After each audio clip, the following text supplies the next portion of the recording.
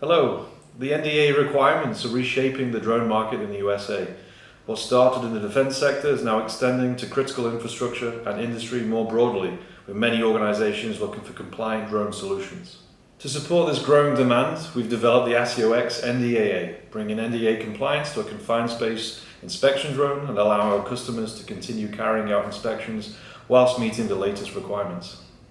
The key changes are the integration of NDAA-compliant radio and a new ground control station. The new controller from UXV Technologies is entirely manufactured in the US, bringing the platform into line with NDAA requirements whilst preserving the screen visibility and usability that inspection teams depend on. This development has been carried out in close collaboration with our exclusive US partner, Frontier Precision, who are already demonstrating the system to customers across the country. So, if you're going to the Energy, Drone and Robotics Summit, you'll be able to see the ASIO X NDAA on display at our booth, and we hope to see you there.